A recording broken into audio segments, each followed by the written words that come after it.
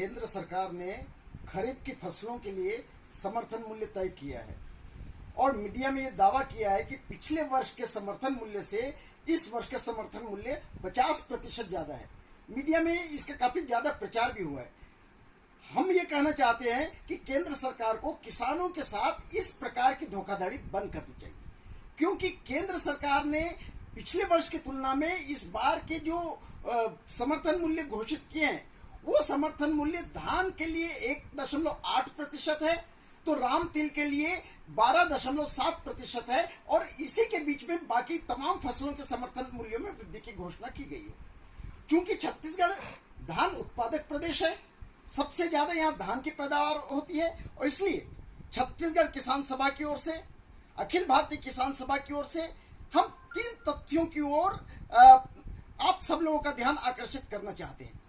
पहली बात तो यह है कि स्वामीनाथन आयोग के अनुसार जो सीटू लागत मूल्य धान का बनता है वो 2310 रुपये है, जबकि केंद्र सरकार ने समर्थन मूल्य घोषित किया है 1868 रुपये।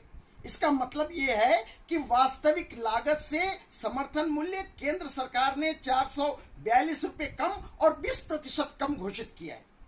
दूसरी बात, पिछले वर्ष समर्थन मूल्य था 1815 रुपये, इस साल समर्थन मूल्य है 1868 रुपये। यदि पिछले साल से इस साल के बीच महंगाई की औसत वार्षिक दर 7% भी ले लिया जाए तो इस महंगाई दर के हिसाब से ही समर्थन मूल्य होना चाहिए 1953 रुपये। इसका मतलब यह है कि पिछले बार जो समर्थन मूल्य मिला था महंगाई दर को मिलाकर उतना भी समर्थन मूल्य केंद्र सरकार देने के लिए तैयार नहीं है। और तीसरी बात यह है कि स्वामीनाथन आयोग के अनुसार वास्तविक समर्थन मूल्य धान का बनता है 3465 रुपये। 1868 रुपये केंद्र सरकार ने घोषित किया है।